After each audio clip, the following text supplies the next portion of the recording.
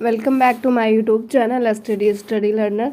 तो ये UP GK है जो कि यूपी ट्रिपल एससी एग्ज़ाम के लिए बहुत ही इंपॉर्टेंट है। ये भी यूपी का एग्ज़ाम होने वाला है, यूपी ट्रिपल एससी वीडियो का री एग्ज़ाम, उसके लिए भी बहुत इंपॉर्टेंट है। यूपी पेट है या जो भी यूपी में जितने भी एग्ज़ाम होते हैं उस सब में यूपी जीके से रिलेटेड क्वेश्चन आते हैं, तो उसी के लिए इम्पॉर्टेंट है, इसे ज़रूर करिएगा एक बार। तो उत्तर प्रदेश का नाम 1836 से उत्तर पश्चिम प्रांत था। तो उत्तर प्रदेश का नाम पहले क्या था 1836 में, तो उत्तर पश्चिम प्रांत के नाम से था।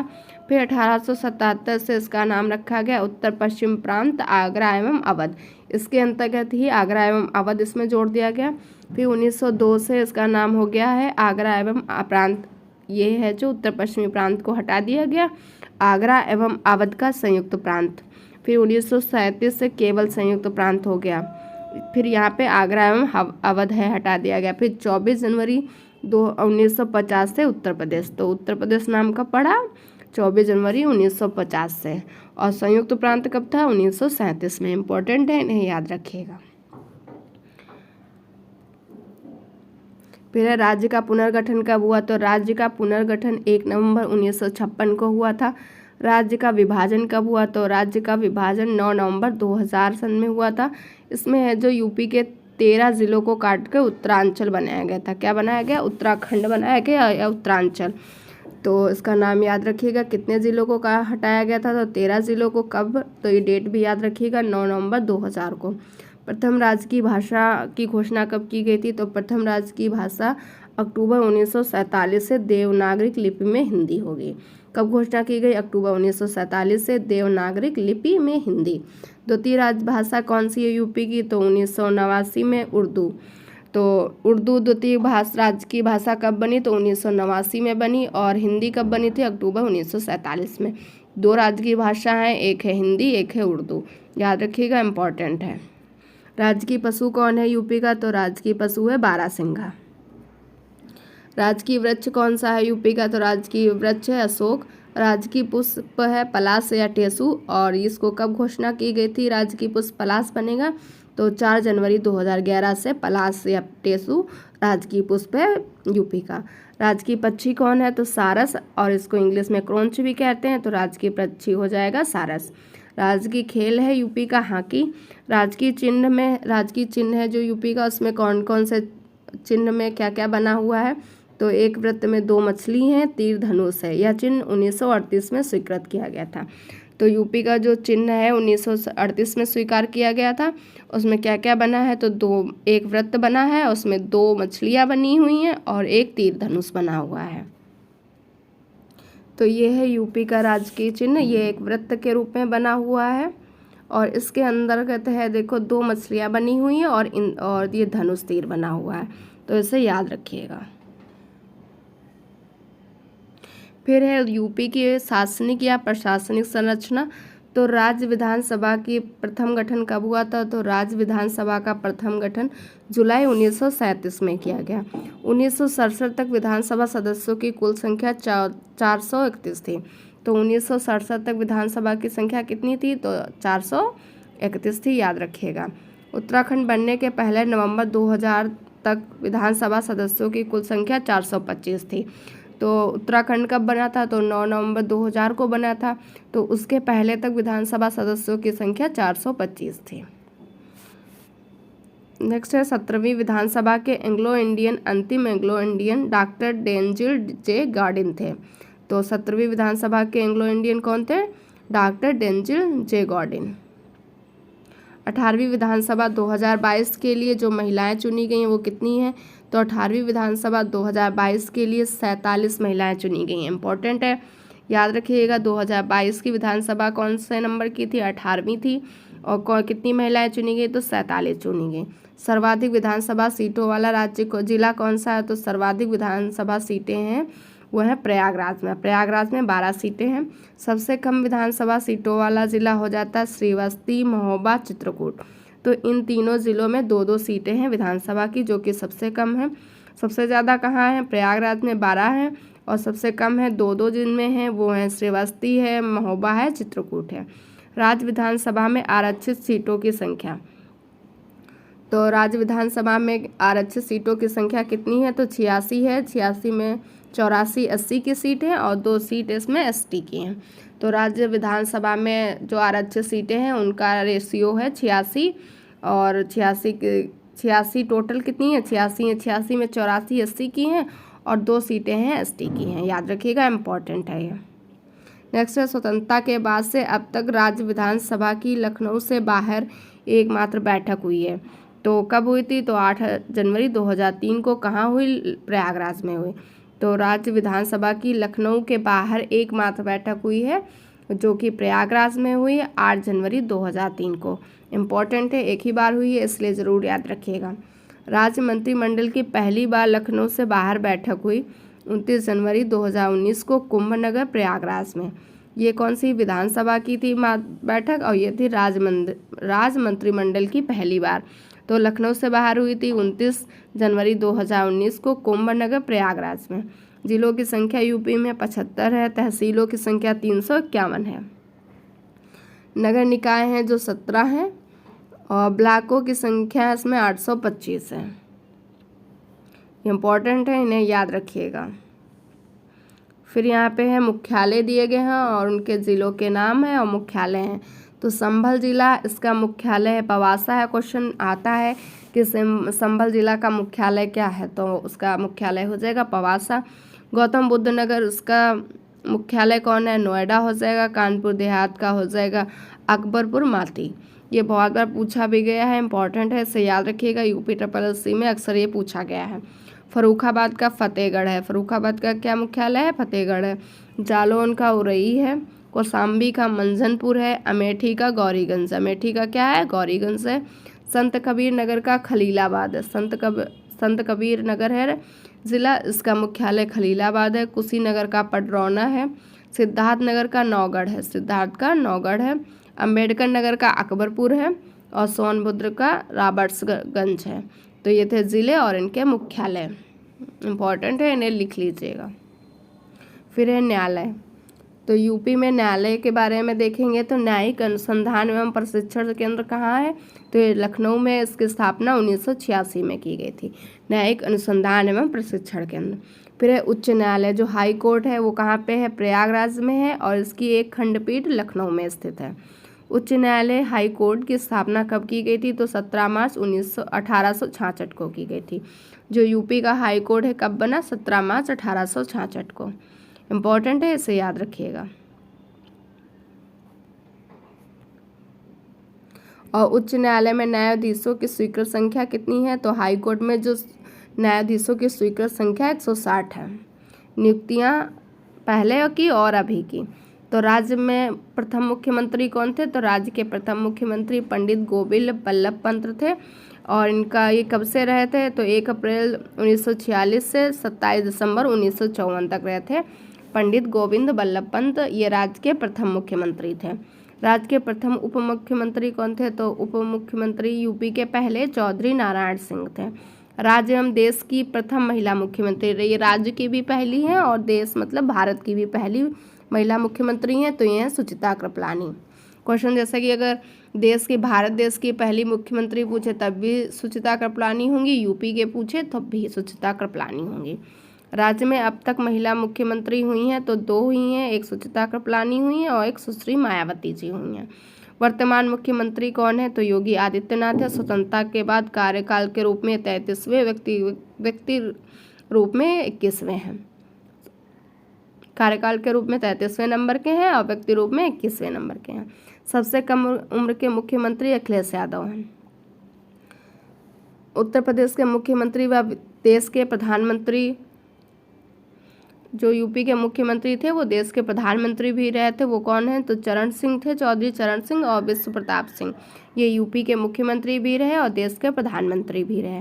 वर्तमान में मुख्य न्यायाधीश इलाहाबाद हाई कोर्ट के जस्टिस राजेश बिंदल हैं। फिर यहाँ पे नोट के रूप में लिखा है, इलाहाबाद उच्च न्यायालय मुख्य रूप से ब्रिटिश राज में भारतीय उच्च न्यायालय अधिनियम 1861 के अंतर्गत आगरा में 17 मार्च 1866 में स्थापित किया गया था। तो हाई कोर्ट सबसे पहले कहाँ स्थापित किया गया था, आगरा में स्थापित किया गया था 17 मार्च 1866 को। किस अधिनियम के तहत? तो भारतीय उच्च न्यायालय अधिनियम 1861 के तहत। उत्तरी पश्चिमी प्रांतों के लिए स्थापित इस न्यायाधिकरण के पहले मुख्य न्यायाधीश कौन थे? तो सर वाल्टर मॉर्गन थे। जो हाईकोर्ट बनाया गया था इसके मुख्य न्यायाधीश सर वाल्टर मॉर्गन थे। 1869 में उच्च न्यायालय को इलाहाबाद में स्थानांतरित किया गया। तो ये उच्च न्यायालय पहले कहाँ था? आगरा में था। फिर 1869 में 3 साल बाद इसको इलाहाबाद में स्थानांतरित कर दिया गया था। वर्तमान में 7वें लोकायुक्त जिनका कार्यकाल 8 वर्ष है कौन है? तो श्री संजय मिश्रा हैं, 2016 से हैं और ये 7वें हैं। इनका 8 साल का कार्यकाल होता है लोकायुक्त का। इम्पोर्टेंट है, इनका नाम याद रखिएगा, संजय मिश्रा नाम है इनका। उत्तर प्रदेश राज्य के प्रथम लोकायुक्त कौन थे? तो प्रथम लोकायुक्त जिसको लोकपाल विशंभर दयाल थे। यूपी के पहले लोकायुक्त या लोकपाल पूछे तो हो जाएंगे विशंभर दयाल। इम्पोर्टेंट है, इसे याद रखिएगा। फिर यूपी के प्रमुख संगीत घराने या किराना घराना। तो संस्थापक किराना घराना के जो संस्थापक कौन थे? तो उस्ताद बंदे अली खां हैं जो किराना घराना के संस्थापक थे। किराना घराना भारतीय शास्त्रीय संगीत और गायन की हिंदुस्तानी ख्याल गायकी की परंपरा को वहन करने वाले हिंदुस्तानी घरानों में से एक हैं। तो ये ख्याल गायकी इसके इन्होंने किया था और शास्त्रीय संगीत। किराना घराने का नामकरण उत्तर प्रदेश के मुजफ्फर जिले के एक तहसील कस्बा है कैराना, उसी से माना जाता है। तो उत्तर प्रदेश के ज़िला है मुजफ्फरनगर, वहाँ पे एक तहसील थी तहसील कस्बा, उसका नाम था कैराना, उसी के नाम पे पड़ा किराना घराना, जो कि अब जिला शामली में है। तो ये कैराना है, तहसील कहाँ है? अभी शामली में है। एक जनश्रुति के अनुसार इनके परिवार में भगवान कृष्ण ने प्रकट होकर एक वरदान दिया था कि यहाँ के गायकों के लिए स्वर बांसुरी के समान होंगे। ऐसा कहा जाता है कि इनके घर में भगवान कृष्ण ने प्रकट हुए और उनको वरदान दिया कि जो भी इनके घर के गायक होंगे उनके स्वर बांसुरी के समान होंगे। उस्ताद अब्दुल करीम खान और उस्ताद अब्दुल वहीद खान इस घराने को प्रसिद्ध किया था।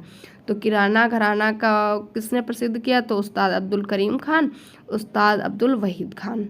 गंगूबाई हंगल, भीमसेन जोशी, हीराबाई बाड़ोदकर किराना घराने से संबंधित हैं। क्वेश्चन आता है किराने घराने से संबंधित लोगों के नाम, तो इनके नाम याद रखिए। गंगूबाई हंगल हैं, भीमसेन जोशी इंपॉर्टेंट है, ये बहुत आते हैं, गंगूबाई हंगल भी आती हैं। तो ये किराना घराना से संबंधित हैं। और इसको सबसे ज़्यादा फेमस किसने किया? तो उस्ताद अब्दुल करीम खान ने किया, उस्ताद अब्दुल वहीद खान ने किया था। फिर है किराना घराना के बाद है आगरा घराना। तो इसका संस्थापक आगरा घराना के जन्मदाता तानसेन के दामाद थे हाजी सुजान साहब। तो तानसेन थे, उन्होंने आगरा घराना के जन्मदाता तानसेन के दामाद थे हाजी सुजान साहब। तो क्वेश्चन जैसे आएगा कि आगरा घराना के जन्मदाता कौन थे, तो हो जाएंगे हाजी सुजान। इतिहासकारों के अनुसार 19वीं सदी में खुदा बख्श ने इस घराने की स्थापना की थी। जो आगरा घराना है इसकी स्थापना किसने की? खुदा बख्श ने की थी, परंतु संगीत विदियों का मानना है कि इसके संस्थापक हाजी सुजान थे। इतिहास सुधा बख्श को का संस्थापक मानते हैं, सुधा बख्श को मानते हैं, और संगीतविद हैं जो हाजी सुजान को मानते हैं। फयाज खान ने नवीन और गीतात्मक स्पर्श देकर इस घराने को पुनर्जीवित करने का काम किया है, तब से इसका नाम रंगीला घराना पड़ गया। इसका नाम क्या पड़ गया आगरा घराने का? रंगीला घराना। वर्तमान में इस शैली के प्रमुख गायकों में CR व्यास और विजय किचलू जैसे महान गायक आते हैं। वर्तमान में इस घराने से इस शैली के कौन कौन से गायक प्रमुख हैं? तो CR व्यास हो जाएंगे, विजय किचलू हो जाएंगे। आगरा घराने के संगीतकार ख्याल के साथ ध्रुपद, धुमार और ठुमरी गाने में भी कुशल थे। अब है लखनऊ घराना। तो लखनऊ घराना भारत के प्रसिद्ध शास्त्रीय नृत्य शैली के नृत्यक, कथकधार नृत्य और तथा गायकी से संबंधित घरानों में से एक है।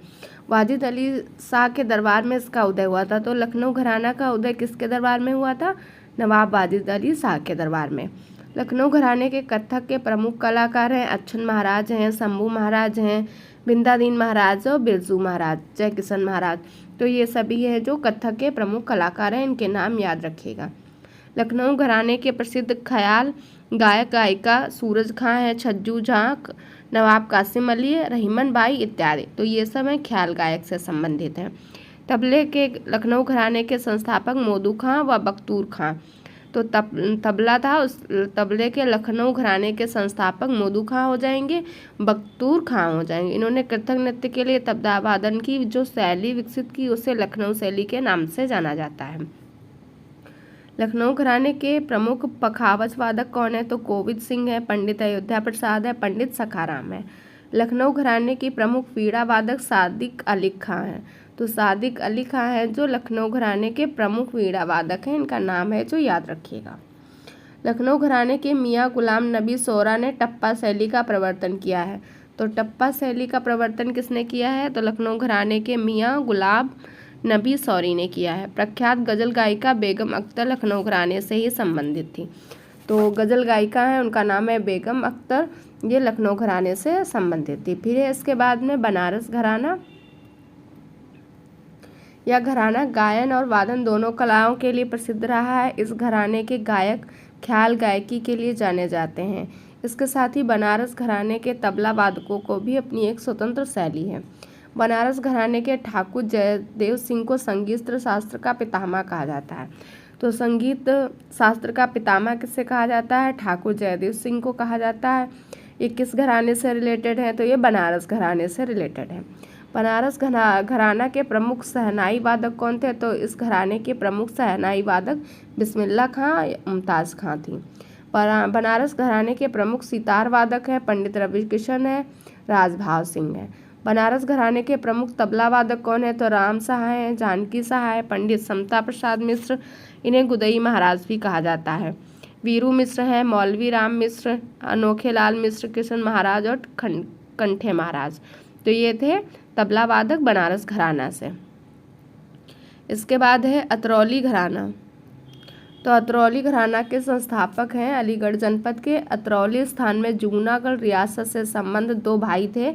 एक का नाम था काले खां, दूसरे का नाम था चांद खां। ये संस्थापक माने जाते हैं अतरौली घराना के। दल्लू खां और छज्जू खां इसी घराने से संबंधित थे जो ध्रुपद धमार गायन के लिए प्रसिद्ध है। फिर है रामपुर सहसवान घराना। तो रामपुर सहसवान घराना हिंदुस्तानी संगीत के प्रसिद्ध घरानों में से एक है। घराने के प्रमुख गायक हैं उस्ताद गुलाम मुस्तफ़ा खां, मोहम्मद अली खां हैं। और इसके सुप्रसिद्ध संगीत आचार्य बृहस्पति के अनुसार रामपुर घराने के संस्थापक नेमत खां और सदारंग हैं। जो सुप्रसिद्ध संगीत आचार्य थे उनका नाम था बृहस्पति, उनके अनुसार इस घराने के संस्थापक हैं जो नेमत खान और सदारंग हैं। फिर अजराड़ा घराने का संबंध मेरठ से है। इटावा घराना तबला वादक घराना है। क्वेश्चन जैसे आ सकता है इटावा घराना कैसा घराना है? तो तबला वादक घराना है। इटावा घराना को गौरीपुर घराना भी कहते हैं जो कि सितार वादन के लिए प्रसिद्ध है। इस घराने के प्रमुख सितार वादक हैं ध्रुवतारा जोशी, सुरजन सिंह और विलायत खां। तो सुरजन सिंह, विलायत खां, ध्रुवतारा किससे रिलेटेड हैं? ये सितार वादक हैं। इमदाद खां इस घराने के प्रसिद्ध कलाकार हैं। हरि प्रसाद चौरसिया व रघुनाथ सेठ प्रयागराज के सुप्रसिद्ध बांसुरी वादक हैं। तो प्रयागराज के सुप्रसिद्ध बांसुरी वादक कौन है? हरि प्रसाद चौरसिया हैं, रघुनाथ सेठ। तो ये दो लोग हैं जो बांसुरी वादक हैं। वहीं ठुमरी और दादरी की प्रसिद्ध गायिका कौन है? तो ठुमरी और दादरी की प्रसिद्ध गायिका हैं जानकी बाई उर्फ छप्पन छुरी। इनको जानकी बाई इनका नाम है, इनको छप्पन छुरी भी कहते हैं। ये बनारस में इनका जन्म हुआ था लेकिन इनकी कर्मभूमि प्रयागराज रही है। अब है उत्तर प्रदेश राज्य के प्रमुख नृत्य। तो यूपी के जो प्रमुख नृत्य हैं वो कौन कौन से हैं? तो पहला है जोगनी नृत्य। जोगनी नृत्य है जो अवध क्षेत्र में होता है। यह नृत्य शैली विशेषकर रामनवमी के अवसर पर होती है। जोगनी नृत्य कब किया जाता है? रामनवमी के अवसर पर पुरुष महिलाओं का रूप धारण कर इसमें नृत्य करते हैं। फरुआई नृत्य है, ये भी अवध क्षेत्र के अहीरों द्वारा किया जाता है। विदेशिया नृत्य है जो पूर्वांचल क्षेत्र में प्रचलित है। इसमें पति के विदेश या शहर से कहीं दूर चले जाने पर उसकी पत्नी द्वारा करुण एवं प्रणय वार्ता के दृश्य को प्रकट करने वाला नृत्य है ये। फिर है नटवरी नृत्य। तो नटवरी नृत्य पूर्वांचल क्षेत्र में अहीरों द्वारा किया जाता है। फिर है धोबिया नृत्य, ये इम्पोर्टेंट है। धोबिया नृत्य है या पूर्वांचल का नृत्य है, इसे मांगलिक अवसरों पर गाया जाता है। कर्मा नृत्य, ये भी इम्पोर्टेंट है।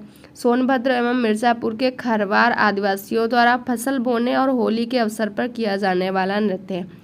तो कर्मा नृत्य किसके द्वारा किया जाता है? वहाँ सोनभद्र और मिर्ज़ापुर में खरवार जनजाति है, आदिवासी, वो फसल जब बोते हैं और होली के अवसर पर ये वाला डांस करते हैं, इसका नाम है कर्मा नृत्य। फिर है सैला या सैरा नृत्य, सोनभद्र और मिर्ज़ापुर के आदिवासियों द्वारा किया जाता है। चोला नृत्य है सोनभद्र और मिर्ज़ापुर के क्षेत्र में अच्छी वर्षा हेतु किया जाने वाला नृत्य है। जो चोला नृत्य है जो अच्छी वर्षा हेतु किया जाने वाला नृत्य है, और कहाँ किया जाता है? तो सोनभद्र और मिर्ज़ापुर के क्षेत्र में किया जाता है। फिर धीवर नृत्य, ये भी इम्पोर्टेंट है। धीवर नृत्य है जो कहार जाति द्वारा शुभ अवसरों पर किया जाता है। फिर है सैरा नृत्य। सैरा नृत्य है बुंदेलखंड के किसानों द्वारा फसल कटाई के समय होता है। पासी नृत्य है पासी जाति द्वारा 7 अलग अलग मुद्राओं में युद्ध की भांति नृत्य किया जाता है। छोलिया नृत्य, ये भी इम्पोर्टेंट है। राजपूतों द्वारा विवाहोत्सव पर एक हाथ में तलवार और एक हाथ में ढोल लेकर ये डांस किया जाता है। छपेली नृत्य, छपेली नृत्य एक हाथ में रुमाल दूसरे हाथ में दर्पण लेकर किए जाने वाले इस नृत्य में आध्यात्मिक सुमन्नत की कामना की जाती है। देवी नृत्य है, देवी नृत्य है मुख्यतः बुंदेलखंड क्षेत्र में प्रचलित है। फिर है धुरिया, धुरिया नृत्य भी है जो बुंदेलखंड में कुमार हैं जो प्रजापति लोगों द्वारा स्त्री वेश धारण कर किया जाता है।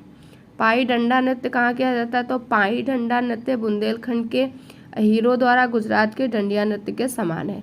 जो पाई डंडा नृत्य है ये गुजरात में जो डांडिया नृत्य होता है उसी के समान है, और ये बुंदेलखंड के अहीरों के द्वारा किया जाता है।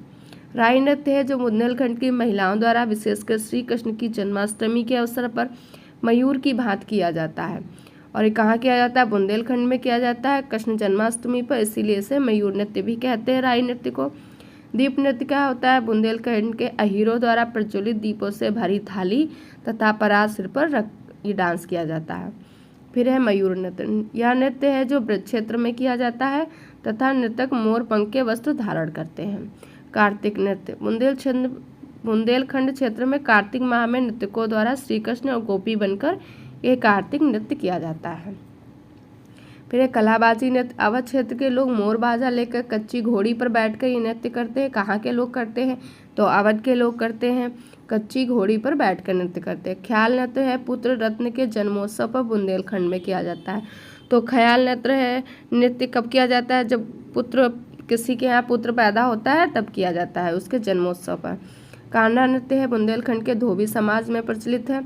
झूला नृत्य है ब्रज क्षेत्र में श्रावण मास में किया जाता है। चरकुला है, ये इम्पोर्टेंट है, ब्रजवासियों द्वारा घड़ा नृत्य जिसमें बैलगाड़ी रथ के पहिए और पर कई घड़े रखे जाते हैं, फिर उसे सर पर रखकर नृत्य किया जाता है।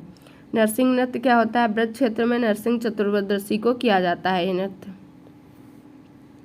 फिर है भाषा विभाग, तो उत्तर प्रदेश में प्रथम भाषा कौन सी? उत्तर प्रदेश में हिंदी है, और 1989 को उर्दू को द्वितीय राजभाषा का दर्जा दिया गया। तो यूपी में 2 राजभाषा हैं, पहली है हिंदी और फिर दूसरी है उर्दू। उर्दू को राजभाषा का दर्जा कब दिया गया? तो 1989 में दिया गया। उत्तर प्रदेश के भाषाई संस्थान है, इनका स्थापित वर्ष है और मुख्यालय है। तो हिंदुस्तानी अकेडमी की स्थापना 1987 में की गई और इसका मुख्यालय प्रयागराज है। उत्तर प्रदेश उर्दू अकादमी 1972 में इसकी स्थापना की गई, इसका मुख्यालय लखनऊ है। उत्तर प्रदेश हिंदी संस्थान 1976 में इसकी स्थापना की गई, इसका मुख्यालय लखनऊ है। उत्तर प्रदेश संस्कृत संस्थान 1976 में की गई, लखनऊ है। उत्तर प्रदेश भाषा संस्थान 1994 में इसकी स्थापना की गई, इसका भी मुख्यालय है जो लखनऊ है। उत्तर प्रदेश हिंदी अकादमी 1997 में की गई, इसका मुख्यालय लखनऊ में है। उत्तर प्रदेश पंजाबी अकादमी, तो पंजाबी अकादमी भी 1997 में की गई, इसका भी मुख्यालय लखनऊ है। तो केवल हिंदुस्तान अकेडमी आए उसका इलाहाबाद है, वर्तमान में प्रयागराज कहते हैं, बाकी सभी का लखनऊ है। उर्दू, हिंदी, संस्कृत आए, भाषा है, सिंधी, पंजाबी, उनके सन याद कर लीजिएगा, मुख्यालय सेम है। फिर है उत्तर प्रदेश के कवि और उनके उपनाम लोकप्रिय, तो मलिक मोहम्मद को जायसी उपनाम दिया गया, लोकप्रिय नाम है। अमीर खुसरो को तूतिए हिंद कहते हैं। अयोध्या सिंह उपाध्याय को हरिओद, सूर्यकांत त्रिपाठी को निराला या महाप्राण कहते हैं। हरबंस राय को बच्चन या हलावादी कवि कहते हैं। ये उत्तर प्रदेश के ही सभी कवि हैं, याद रखिएगा। राजा शिव प्रसाद को सितारे हिंद, भारतेंदु हरिश्चंद्र को हिंदी नवजागरण के अग्रदूत, तुलसीदास को हिंदी के जातीय कवि कहते हैं, महादेवी वर्मा को आधुनिक युग की मीरा कहते हैं, धनपत राय को मुंशी प्रेमचंद्र कहते हैं। फिर है भारत रत्न से सम्मानित उत्तर प्रदेश के व्यक्तित्व। तो भारत रत्न से जिनको सम्मानित किया गया उत्तर प्रदेश के कौन कौन से हैं, तो सर्वपल्ली राधाकृष्ण को भारत रत्न से 1954 में सम्मानित किया गया, ये दार्शनिक क्षेत्र से। डॉक्टर भगवान दास भी दार्शनिक क्षेत्र से थे, इनको भी 1954 में ही दिया गया था भारत रत्न। फिर है पंडित जवाहरलाल नेहरू, इनको राजनीतिक क्षेत्र में दिया गया 1955 में। गोविंद बल्लभ पंत, इनको राजनीतिक क्षेत्र में दिया गया 1957 में। पुरुषोत्तम दास टंडन, ये भी राजनीतिक से थे, उनको 1961 में दिया गया। श्रीमती इंदिरा गांधी राजनीतिक से थी, 1971 में दिया गया। राजीव गांधी राजनीतिक से थे, 1991 में दिया गया। पंडित रविशंकर को सितार वादक के क्षेत्र में दिया गया था 1999 में। बिस्मिल्ला खां हैं जो शहनाई वादक हैं, इनको 2001 में दिया गया था। तो ये किससे रिलेटेड थे, इनका क्या क्या था, तो सर्वपल्ली राधाकृष्ण दार्शनिक थे, इस क्षेत्र में दिया गया था और ये वर्ष दिए गए हैं। और अटल बिहारी वाजपेयी को राजनीतिक क्षेत्र में 2014 में दिया गया था। मदन मोहन मालवीय को मरणोपरांत दिया गया, समाज सुधारक में 2014 में, इनका ये भी याद रखिएगा। फिर उत्तर प्रदेश के प्रमुख दार्शनिक स्थल, तो दशावतार मंदिर कहाँ है, देवगढ़ ललितपुर में है। नरसिंह टीला जालौन में है। रानी महल झांसी में है। व्यास टीला जालौन में है। कामतगिरी पर्वत चित्रकूट में है। कालिंजर का दुर्ग है जो बांदा में है। 84 गुंबद कालपी जालौन में है। फिर है मकरबई मंदिर महोबा में है। बेल्हा देवी मंदिर प्रतापगढ़ में है। आनंद भवन प्रयागराज में है। कड़क शाह बाबा की मजार कौशाम्बी में है। फांसी इमली शहीद स्थल प्रयागराज में है। बावनी इमली शहीद स्थल फतेहपुर में है। धानपुर शहीद स्मारक चंदौली में है। सीतामढ़ी धार्मिक स्थल भदोही में है। तो भदोही में कौन सा स्थल है, सीतामढ़ी धार्मिक स्थल। फिर है सोमनाथ मंदिर देवरिया में है। काल भैरव मंदिर वाराणसी में है। भारत माता मंदिर वाराणसी में है। लॉर्ड कॉर्नवालिस का मकबरा गाजीपुर में है। इंपॉर्टेंट है, ये पूछा जाता है अक्सर इस प्रकार के क्वेश्चन। देवी पाटन मंदिर कहाँ है, तो देवी पाटन मंदिर बलरामपुर में है। चाइना मंदिर श्रावस्ती में है। भृगु मंदिर बलिया में है। माथा कुंवर बुद्ध प्रतिमा कुशीनगर में है। रेणुकेश्वर महादेव मंदिर सोनभद्र में है। और नैमिषारण्य सीतापुर में है। नैमिषारण्य कहाँ है, सीतापुर में है। फिर संकीसा फर्रुखाबाद में है। मुगल घाट है जो फर्रुखाबाद में है। घटिया घाट फर्रुखाबाद, ये घाट वाले हैं जो दोनों फर्रुखाबाद में है। खानकाह रसीदिया मैनपुरी में है। असई किला दिगंबर मूर्तियाँ इटावा में है। भगवान वाराह मंदिर है सोरो कासगंज में है। राजा लाइब्रेरी रामपुर में है। सीताकुंड घाट सुल्तानपुर में है। सीताकुंड घाट कहाँ है, सुल्तानपुर में है। रूमी दरवाज़ा लखनऊ में है। लोधेश्वर मंदिर बाराबंकी में है। श्री दाऊ जी महाराज हाथरस में है। हरिदेव मंदिर मथुरा में है। एजाज अली हाल बिजनौर में है। दान तीरथ मेरठ में है। और फिर है झारखंडेश्वर शिवलिंग कहाँ है, तो झारखंडेश्वर शिवलिंग हापुड़ में है। शुक्रताल का शिव मंदिर मुजफ्फरनगर में है। शाकंभरी देवी सहारनपुर है। इम्पोर्टेंट है, बहुत बार पूछा जा चुका है। उत्तर प्रदेश के आर्द्र भूमि क्षेत्र रामसर साइट, तो कुल टोटल 10 हैं अप्रैल 2022 तक। तो पहला है ऊपरी गंगा नदी जिसे ब्रज घाट नरौरा खिंचाव तक है, इसे 2005 में आर्द्र भूमि क्षेत्र में शामिल किया गया। नवाबगंज जिला नवाबगंज है जो ये जिला उन्नाव में पड़ता है, इसे 2012 में। सरसई नवार ये इटावा में पड़ता है, 2019 में इसे शामिल किया गया। पार्वती औरंगा है, अरंगा ये कहाँ है, तो ये गोंडा है। ये क्वेश्चन भी आता है कि पार्वती अरंगा आर्द्र भूमि क्षेत्र किस जिले में पड़ता है, तो गोंडा में पड़ता है। 2019 में इसे शामिल किया गया आर्द्र भूमि क्षेत्र में। समन पश्चिमी बिहार मैनपुरी में है, इसे भी 2019 में। सांडी पश्चिमी बिहार हरदोई में है, इसको भी 2019 में। समसपुर झील है ये रायबरेली में है, इसको 2019 में। तो 2019 में है जो 5 हैं, इन 5 को शामिल किया गया था। एक नवाबगंज हो गया, सरसई नवार हो गया, पार्वती अरंगा हो गया, समन पश्चिमी विहार हो गया, सांडी पश्चिमी विहार हो गया और समसपुर झील हो गई। ये 2019 में इनको शामिल किया गया था। फिर है सूर सरोवर जिसे कीथम झील कहते हैं, ये आगरा में स्थित है 2020 में। हैदरपुर वेटलैंड बिजनौर में स्थित है, मुजफ्फरनगर की सीमा पर है, इसे 2021 में। बखीरा वन्यजीव अभ्यारण्य संत कबीर नगर में है, इसे 2022 में शामिल किया गया है। इम्पॉर्टेंट है, इन्हें याद रखिएगा। अब भारत में कुल 75 रामसर साइट वेटलैंड हो गए हैं मार्च 2023 तक। भारत का सबसे पहला वेटलैंड 1981 में चिल्का झील को घोषित किया गया था। तो क्वेश्चन जैसे आ सकता है कि भारत का पहला वेटलैंड कौन है, तो चिल्का झील है। इसे कब घोषित किया गया था वेटलैंड, तो 1981 में किया गया था। प्रदेश के कुल क्षेत्रफल में वेटलैंड क्षेत्र का प्रतिशत 5.5% है। प्रदेश का सर्वाधिक वेटलैंड क्षेत्र वाला जिला सोनभद्र है। सोनभद्र है जो सर्वाधिक वेटलैंड क्षेत्र वाला जिला है। और सबसे कम कौन है, तो बागपत है और हाथरस है। फिर है उत्तर प्रदेश विशेष। तो उत्तर प्रदेश का भारत में स्थान है, यहाँ पे कुल क्षेत्र में स्थान भारत का चौथा है। पहले नंबर पे है क्षेत्रफल में राजस्थान है, फिर मध्य प्रदेश है, फिर महाराष्ट्र है, फिर उत्तर प्रदेश है। तो उत्तर प्रदेश का कौन सा स्थान है, चौथा है इस क्षेत्रफल में। कुल जनसंख्या में पहला स्थान है। दशकीय वृद्धि यूपी की कितनी है, तो 20.2% है दशकीय वृद्धि। भारत की दशकीय वृद्धि से अधिक है। और इसका कौन सा स्थान है, 14वां स्थान है। जनघनत्व कितना है, तो 829 है। भारत का जो जनघनत्व है उससे ज़्यादा है और चौथे नंबर पे है जनघनत्व में यूपी। लिंगानुपात 912 है। साक्षरता दर है इसकी 66.7 है। 29वां स्थान प्राप्त हुआ है यूपी को साक्षरता दर में। और साक्षरता दर जरूर याद रखिएगा, इम्पोर्टेंट है। 67.7% है। 29वां स्थान है। पुरुष साक्षरता दर में पुरुषों की संख्या है ये 77.3 है। साक्षरता दर ही है ये पुरुष की साक्षरता दर है, ये महिला की साक्षरता दर है। तो पुरुषों की है 77.3, इसमें 29वां है। महिलाओं की है 57.2।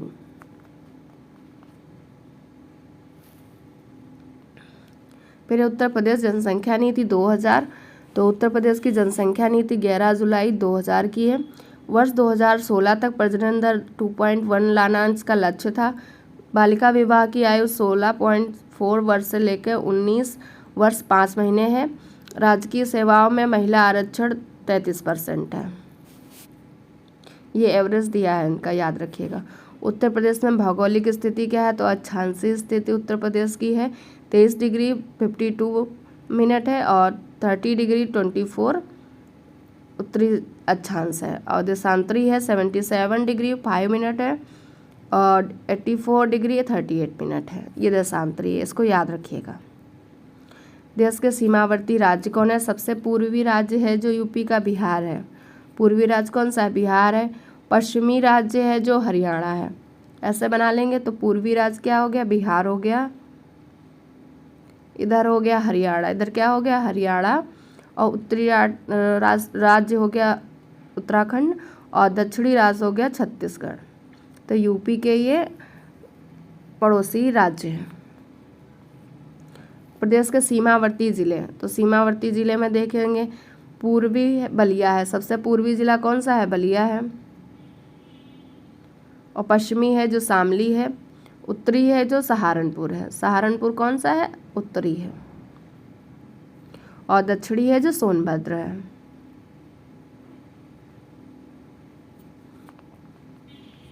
फिर सबसे बड़ा जिला कौन है यूपी का, तो सबसे बड़ा जिला है क्षेत्रफल में। ये क्या किसमें है, क्षेत्रफल में है, इसे याद रखिएगा। तो लखीमपुर खीरी है और सबसे छोटा जिला है हापुड़ है। फिर है सीमावर्ती प्रदेश, तो इसमें 9 राज्य हैं जो यूपी से लगे हुए, 8 राज्य हैं और 1 केंद्र शासित प्रदेश है। केंद्र शासित प्रदेश कौन है, दिल्ली है। और 8 राज्य कौन से हैं, हरियाणा है, उत्तराखंड है, हिमाचल प्रदेश है, छत्तीसगढ़ है, मध्य प्रदेश है, राजस्थान है, झारखंड है, बिहार। ये यूपी के साथ सीमा साझा करते हैं। प्रदेश की सबसे लंबी सीमा किसके साथ लगती है, तो मध्य प्रदेश के साथ लगती है। और न्यूनतम किसके साथ लगती है, तो हिमाचल प्रदेश के साथ लगती है। मध्य प्रदेश से सीमा बनाने वाले राज्य कौन कौन से हैं, तो ऐसे जिले ऐसे ज़िले जो एमपी से सीमा बनाते हैं, तो 11 ज़िले हैं एमपी से सीमा बनाते हैं, सबसे ज़्यादा हैं एमपी से बनाने वाले ज़िले। आगरा है, आगरा भी एमपी से बनाता है। इटावा, जालौन, झांसी, ललितपुर, महोबा, बांदा, चित्रकूट, प्रयागराज, मिर्ज़ापुर और सोनभद्र, ये सभी है जो मध्य प्रदेश से सीमा बनाते हैं। कितने ज़िले हैं? 11 ज़िले हैं मध्य प्रदेश से सीमा बनाते हैं। इम्पॉर्टेंट है, नाम भी याद रखिएगा कौन कौन सीमा बनाते हैं और कितने बनाते हैं। तो बिहार से सीमा बनाने वाले ज़िले 7 हैं। सोनभद्र है, चंदौली है, गाजीपुर, बलिया, देवरिया, कुशीनगर, महाराज है। उत्तराखंड से सीमा बनाने वाले ज़िले 7 हैं। सहारनपुर, मुजफ्फरनगर, बिजनौर, मुरादाबाद, रामपुर, बरेली और पीलीभीत है। दिल्ली से सीमा बनाने वाले 2 ज़िले हैं, एक गाज़ियाबाद है, दूसरा गौतम बुद्ध नगर जिसे नोएडा भी कहते हैं, 2 ज़िले हैं। छत्तीसगढ़ से सीमा बनाने वाले ज़िले एक है सोनभद्र। सोनभद्र केवल छत्तीसगढ़ से एक ही ज़िला है जो छत्तीसगढ़ से सीमा बनाता है, वो है सोनभद्र। झारखंड से सीमा बनाने वाला ज़िला भी सोनभद्र है। सोनभद्र से सीमा बनाने वाले 4 राज्य हैं। तो ऐसा कौन सा राज्य है जो सबसे ज़्यादा राज्यों से सीमा बनाता है, ज़िला है? तो सोनभद्र ज़िला है जो 4 राज्यों से सीमा बनाता है। मध्य प्रदेश से सीमा बनाता है, छत्तीसगढ़ से, बिहार से और झारखंड से। सहारनपुर से सीमा बनाने वाले राज्य कौन से हैं? तो 3 राज्य हैं, एक है हरियाणा, हिमाचल प्रदेश और उत्तराखंड। इम्पॉर्टेंट है, इन्हें याद रखिएगा। प्रदेश का विभाजन कब हुआ था? तो प्रदेश का विभाजन 9 नवंबर 2000 को हुआ। इससे 13 जिलों को हटा के उत्तराखंड राज्य बनाया गया। राष्ट्रीय राजधानी क्षेत्र एनसीआर में सम्मिलित उत्तर प्रदेश के जिले। तो राष्ट्रीय राजधानी क्षेत्र एनसीआर, उसमें यूपी के 8 जिले शामिल हैं। कितने हैं? 8 हैं। कौन कौन से? मेरठ है, गाजियाबाद है, गौतम बुद्ध नगर है, हापुड़ है, बागपत, बुलंदशहर, मुजफ्फरनगर, शामली, ये एनसीआर में आते हैं। एनसीआर में शामिल करने हेतु प्रस्तावित जिले कौन हैं? अभी 8 इसमें शामिल हैं और प्रस्तावित कौन कौन से? तो मथुरा को भी प्रस्तावित किया गया, मथुरा है, हाथरस है, सहारनपुर, अलीगढ़। तो इन 4 जिलों को भी प्रस्तावित किया गया एनसीआर में शामिल करने के लिए। एनसीआर में सर्वाधिक जिले हरियाणा राज्य के हैं। तो सर्वाधिक जिले किस राज्य के? एनसीआर में हरियाणा के हैं, 14 जिले हैं, जबकि राजस्थान के मात्र 2 जिले एनसीआर में शामिल हैं। सबसे कम किस राज्य के हैं? राजस्थान के 2 हैं और हरियाणा के 14 हैं और यूपी के 8 हैं और प्रस्तावित 4 हैं।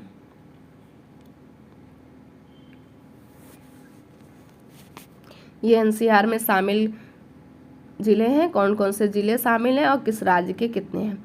तो यूपी का शामली है, मुजफ्फरनगर है, मेरठ है, हापुड़ है, बुलंदशहर है, गाजियाबाद है, बागपत है, ये सब, गौतम बुद्ध नगर है, ये सब शामिल हैं एनसीआर में।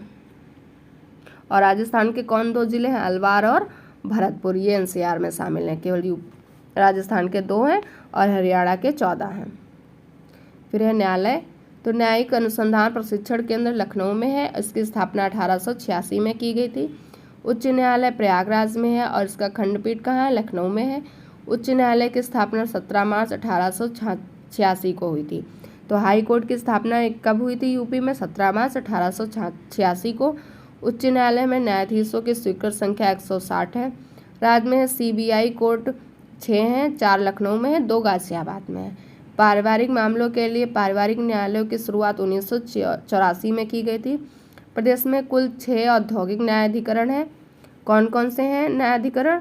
6। प्रयागराज है, लखनऊ है, मेरठ है, आगरा है, कानपुर है, गोरखपुर है। प्रदेश में श्रम न्यायालय कितने हैं? तो प्रदेश में 20 श्रम न्यायालय हैं। कमर्शियल कोर्ट हैं जो 20 हैं यूपी में। तो ये थे न्यायालय से संबंधित क्वेश्चन, इनको याद रखिएगा। फिर है नगर निगम।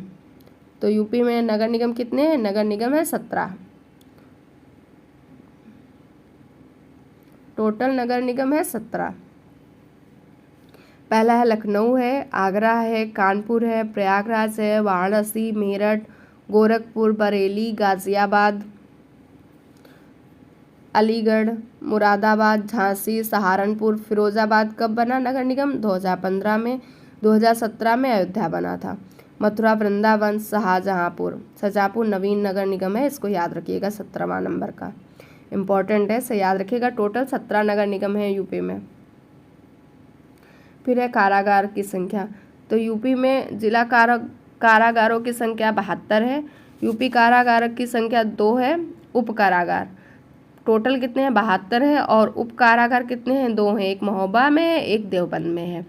प्रदेश में केंद्रीय कारागार 5 हैं, एक फतेहगढ़ में है, नैनी में है, नैनी मतलब प्रयागराज में, बरेली, आगरा और वाराणसी में है। प्रदेश का पहला केंद्रीय कारागार कौन सा है? तो प्रदेश का पहला केंद्रीय कारागार आगरा है और इसकी स्थापना 1844 में की गई। किशोर सदन कितने हैं? जो किशोर सदन होते हैं अल्पवयस्क कारागार, एक है बरेली में। नारी बंदी निकेतन एक है, लखनऊ में स्थित है। संपूर्णानंद कारागार प्रशिक्षण संस्थान कहाँ है? लखनऊ में है। 1940 में इसकी स्थापना की गई। अब है कृषि। तो प्रदेश में कुल पारिस्थितिकी क्षेत्र कितने हैं? 20 हैं। प्रदेश में कुल कृषि जलवायु क्षेत्र 9 है। इंपॉर्टेंट है, इससे क्वेश्चन जरूर आता है, वीडियो हो या यूपी SSSC का कोई भी एग्जाम हो, सभी के लिए इम्पोर्टेंट है। तो प्रदेश में कुल पारिस्थितिकी क्षेत्र 20 है। प्रदेश में कुल कृषि जलवायु क्षेत्र 9 है। प्रदेश में कुल मृदा समूह क्षेत्र 9 है। मृदा समूह कितनी है? 8 है। ठीक है, 8 है, याद रखिएगा। और कृषि जलवायु क्षेत्र 9 है। औसत जोत आकार कितना है? तो 0.76 हेक्टेयर है औसत जोत आकार। सस्य गहनता कितनी है? 162.4% है 2017-18 के अनुसार। भारत की कुल भूमि का 15% कृषि भूमि उपलब्ध है। तो भारत की कुल भूमि का कितना % भूमि है जो कृषि के लिए उपलब्ध है? तो 15% है। फिर है गेहूँ। तो ये राज्य की सर्वप्रमुख फसल है। किस राज्य की? यूपी के बारे में हो रही बात, तो यूपी की ही होगी। तो गेहूं है राज्य की सर्वप्रमुख फसल है। सर्वाधिक उत्पादकता कहाँ पे होती है इसकी? गंगा घाघरा दोआब क्षेत्र में इसकी सर्वाधिक उत्पादकता होती है। फिर है गन्ना। राज्य की सर्वाधिक महत्वपूर्ण नकदी और व्यापारिक फसल है। नकदी व्यापारिक फसल कौन है? यूपी की गन्ना है। राज्य की सर्वाधिक सिंचित फसल है। राज्य की कैसी फसल है ये? सर्वाधिक सिंचित फसल। मेरठ जिले का गन्ना सबसे अधिक माना जाता है। किस जिले का गन्ना सबसे अधिक अच्छा माना जाता है? तो मेरठ जिले का। फिर है अफीम। सर्वाधिक उत्पादन कौन करता है जिला अफीम का? तो बाराबंकी करती है। और एकमात्र फैक्ट्री इसकी कहाँ है अफीम की? गाजीपुर में। इंपॉर्टेंट है, ये क्वेश्चन बहुत बार रिपीट हुआ है। सर्वाधिक उत्पादन करने वाला अफीम का जिला कौन है? तो बाराबंकी है। और उसकी एकमात्र फैक्ट्री है जो गाजीपुर में है। पटसन जूट की मिलें कहाँ है? कानपुर में है। सहजनवा गोरखपुर में है। आम को स्टेट आम कहा जाता है सहारनपुर और मेरठ। तो सहारनपुर और मेरठ में सर्वाधिक आम है, इसे स्टेट आम भी कहा जाता है यूपी को। और दशहरी मलिहाबादी मलिहाबाद लखनऊ में होता है। सफ़ेदा और चौसा आम सहारनपुर में होता है। और स्टॉल आम कहाँ होता है? मेरठ बागपत में होता है। स्टेट आम ये है जो सहारनपुर मेरठ में होता है। दशहरी मलिहाबादी मलिहाबाद लखनऊ में होता है। सफ़ेदा चौसा है तो सहारनपुर में होता है। स्टॉल आम मेरठ और बागपत में हो। लखनऊ का मलिहाबादी है जिसे दशहरी भी कहते हैं। लंगड़ा आम कहाँ के लिए है? लंगड़ा आम वाराणसी का है। अभी हाल ही में इसको GI टैग भी मिला है, बनारस के लंगड़ा आम को। आम निर्यातक जोन कौन है? तो लखनऊ और सहारनपुर हैं जो आम निर्यातक जोन है। फिर है नवाब ब्रांड। तो नवाब ब्रांड से प्रदेश में उत्पादित आम को अन्य दूसरे प्रदेशों व देशों में बेचा जाता है। इसमें मुख्य रूप से कौन कौन से आम शामिल हैं? तो दशहरी है, चौसा है, लंगड़ा है, ये आम है। इन्हें क्या नाम दिया गया है? नवाब ब्रांड। नवाब ब्रांड से ये दूसरे प्रदेशों और देशों में बेचा जाता है। आलू अन्य प्रदेशों में ताज ब्रांड के नाम से जाना जाता है। जो आलू होता है दूसरे प्रदेशों में जब बेचा जाता है तो ताज ब्रांड से बेचा जाता है। संतरा कहाँ सबसे ज़्यादा होता है? तो सहारनपुर में होता है। फिर है मृदा अपर्दन। वायु अपर्दन पश्चिमी क्षेत्र की अपेक्षा जलीय अपर्दन ज़्यादा है। परत अपर्दन को किसानों की मौत कहा जाता है। तो किसानों की मौत किसे कहा जाता है? परत अपर्दन को। अवनलिका अपर्दन अधिक ढाल वाले खेत होते हैं, वहाँ पे अवनलिका अपर्दन होता है। प्रभावित जिला सबसे ज़्यादा कौन सा है? तो इटावा है जो सर्वाधिक प्रभावित जिला है। वायु अपर्दन से प्रभावित जिले कौन है? मथुरा व आगरा है। अवनलिका अपर्दन से प्रभावित जिला इटावा है सर्वाधिक, और वायु अपर्दन से प्रभावित जिला मथुरा और आगरा है। फिर कृषि योजनाएं और कार्यक्रम।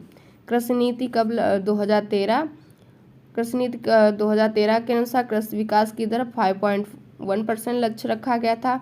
किसान मित्र योजना कब आई? तो 18 जून 2001 से स्टार्ट हुई थी किसान मित्र योजना। नई कृषि नीति 2013 की है और किसान मित्र योजना 2001 18 जून को आई। प्रत्येक पंचायत से एक किसान मित्र होगा। योग्यता होती थी इसकी स्नातक कृषि किया हो या इंटर किया हो, स्नातक किया हो कृषि से या इंटर किया हो कृषि से। किसान भाई योजना 1992 से स्टार्ट हुई थी, इम्पोर्टेंट है, इसे याद रखिएगा, किसान भाई योजना। फिर है किसान वृद्धावस्था पेंशन योजना। तो किसान वृद्धावस्था पेंशन योजना 2 अक्टूबर 2013 से स्टार्ट हुई थी और जो 60 वर्ष से अधिक थे उनके लिए, जो 60 वर्ष से अधिक आयु के किसान थे उनके लिए ये पेंशन योजना स्टार्ट की गई थी। और 3.25 एकड़ भूमि तक के किसानों को ये पेंशन योजना दी गई। कृषक दुर्घटना बीमा योजना सितंबर 2004 से स्टार्ट की गई। 12 से 70 वर्ष आयु वर्ग के जो किसान थे उनकी दुर्घटना हो जाती थी, उनके लिए योजना थी। और योजना में कितने रुपए मिलते थे, तो क्षतिपूर्ति में 5 लाख रुपए मिलते थे। फिर है किसान क्रेडिट कार्ड योजना, इम्पोर्टेंट है बहुत ही ज़्यादा। 1998-99 में इसको स्टार्ट किया गया। जीवन ज्योति परियोजना अक्टूबर 2008 से स्टार्ट किया गया। उद्देश्य था इसका मनरेगा मजदूरों को अतिरिक्त रोजगार सृजित करना। उत्तर प्रदेश चकबंदी एक्ट कब लागू किया गया, तो उत्तर प्रदेश चकबंदी एक्ट है 1954 से लागू किया गया था। प्रदेश की प्रथम दुग्ध सहकारी समिति कहाँ बनाई गई, तो प्रदेश की प्रथम दुग्ध सहकारी समिति कटरा इलाहाबाद में बनाई गई थी। प्रादेशिक कोऑपरेटिव डेयरी फेडरेशन कब बनाया गया था, तो प्रादेशिक कोऑपरेटिव डेयरी फेडरेशन 1962 में बनाया गया था। इसके बाद है दूध विकास। तो राज्य दूध परिषद की स्थापना कब की गई थी, 1976 में की गई। राज्य में ऑपरेशन फ्लड का प्रथम चरण 1973 में वाराणसी, मेरठ व बलिया से स्टार्ट किया गया था। तो राज्य में जो ऑपरेशन फ्लड का पहला चरण था 1973 में स्टार्ट किया गया। कहाँ से किया गया, वाराणसी हो गया, मेरठ हो गया, बलिया से स्टार्ट किया गया था। उत्तर प्रदेश गौ सेवा आयोग की स्थापना 1999 में की गई थी। गोकुल पुरस्कार भैंस या गायों की किसी भी नस्ल के सर्वाधिक दूध उत्पादकों हेतु मिलता था। तो गाय या भैंस किसी भी नस्ल की हो, सर्वाधिक दूध उत्पादक होते थे, उनको मिलता था गोकुल पुरस्कार। देसी नस्ल की गायों से सर्वाधिक दूध उत्पादकों को नंद बाबा पुरस्कार मिलता था। जो देसी नस्ल गायें थी उनसे अगर जो सर्वाधिक दूध उत्पादक होते थे उनको नंद बाबा पुरस्कार मिलता था। ये गायों के लिए था केवल। और जो गोकुल पुरस्कार था उसमें भैंस हो या गाय हो और सर्वाधिक दूध देते हो उन उत्पादकों को दिया गया था।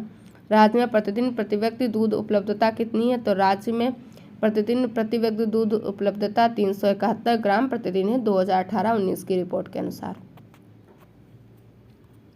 फिर है पशुपाली क्लिनिक क्या है, तो पशु चिकित्सा पॉली क्लिनिक है, मुजफ्फरनगर, गोरखपुर और लखनऊ में स्थित है। जो पशु चिकित्सा पॉली क्लिनिक 3 जगह पे है, 3 जिलों में, मुजफ्फरनगर हो गया, गोरखपुर हो गया और लखनऊ हो गया। पशु चारा बैंक कहाँ है, झांसी में है। झांसी में कहाँ पे, भरारी में, इम्पोर्टेंट है, बहुत बार पूछा जा चुका है। फिर है कामधेनु योजना। कामधेनु योजना 5 मार्च 2014 की है। पशुपालन में राष्ट्रीय स्तर पर उत्तर प्रदेश की स्थिति क्या है, तो कुल पशु संख्या में प्रथम स्थान पर है यूपी। एग्रो पार्क कहाँ है, तो एग्रो पार्क हापुड़ में है, सहारनपुर में है, लखनऊ में है, वाराणसी में है। नेक्स्ट टॉपिक है उत्तर प्रदेश की झीलें, जलप्रपात, नहरें और नदियाँ। तो झीलें पहले करेंगे तो बखीरा झील है, संत कबीर नगर में है। करेला झील है, लखनऊ में है, ये बहुत पूछी जाती है, बखीरा और करेला। इंतौजा झील लखनऊ में है। बेती झील है जो प्रतापगढ़ में है। नैया झील भी प्रतापगढ़ में है। सिरसी जलाशय है जो मिर्ज़ापुर में है। जिरगो जलाशय मिर्ज़ापुर में है। टास्टा तरीताल मिर्ज़ापुर में है। तो ये 3 है जो झील जिनका नाम है सिरसी, जिरगो और टास्टा, ये तीनों है जो मिर्ज़ापुर में है। लीलोर झील है बरेली में है। मूंगताल झील है रायबरेली में है। नेक्स्ट है मोती झील या गौड़ झील, ये कहाँ है, रामपुर में है। बरुआ सागर जलाशय है जो झांसी में है, इम्पॉर्टेंट है। लक्ष्मी ताल ये है झांसी में। बल्हापारा झील या मोती झील ये कानपुर में है। ये मोती झील गौरी झील करके आएगा तो रामपुर लगाइएगा। बल्हापारा झील और मोती झील कहाँ है, कानपुर में है। मदन सागर झील महोबा में है। रामगढ़ ताल कहाँ है, गोरखपुर में है। देवरिया ताल कन्नौज में है। दक्खन झील अम्बेडकर नगर में है। फुलहर झील पीलीभीत में है, ये भी बहुत इंपॉर्टेंट है। और दहर झील हरदोई में है। दहर झील कहाँ है, हरदोई में है। नौह झील मथुरा में है। राधाकुंड झील गोवर्धन मथुरा में है। सुरहा ताल बलिया में है, ये भी इम्पोर्टेंट है। बड़ा ताल कहाँ है? बड़ा ताल है शाहजहाँपुर में, शेखा झील अलीगढ़ में है। फिर है चितौरा झील। चितौरा झील है बहराइच में हो जाता है, सोन झील मैनपुरी में है और सरसई नावर झील है जो इटावा में है। तो ये थी प्रमुख झीलें यूपी की, इन्हें याद रखिएगा, इनसे एक क्वेश्चन जरूर आएगा। बांध फिर है तो राजा का बांध सुल्तानपुर में है, सुल्तानपुर जिले में है राजा का बांध। कुंद्रा समुंदर है कहाँ है? ये उन्नाव में है। आंधी ताल वाराणसी में है। फिर है जलप्रपात, तो विंध्यम जलप्रपात कहाँ है? तो विंध्यम जलप्रपात है जो मिर्जापुर जिले में है। राजदारी जलप्रपात चंदौली में है। देवदारी है जो मिर्ज़ापुर में है।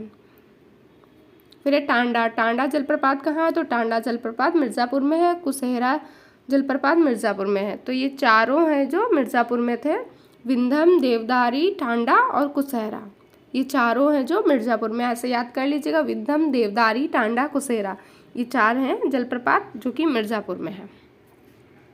फिर है बीहड़ बनाने वाली नदी कौन सी है? तो बीहड़ बनाने वाली नदी चंबल है। ये बहुत इंपॉर्टेंट क्वेश्चन है, इसे याद रखिएगा। जलप्रपात बनाने वाली नदियाँ कौन कौन सी हैं? यूपी में वो नदियाँ जो जलप्रपात बनाती हैं, तो सोन हो गई, टोंस हो गई, बेलन हो गई, काली गंगा, गौरी गंगा और सारदा नदी, ये सब हैं जो जलप्रपात बनाने वाली नदियाँ हैं। कन्हार नदी है, ये उत्तर प्रदेश में है, छत्तीसगढ़ में है और झारखंड में है। ये 3 राज्यों में है, याद रखिएगा, इंपॉर्टेंट है। कान्हार नदी उत्तर प्रदेश में भी है, छत्तीसगढ़ में है और झारखंड में है। फिर है प्रमुख परियोजनाएं जो नदियों पे बनाई गई हैं।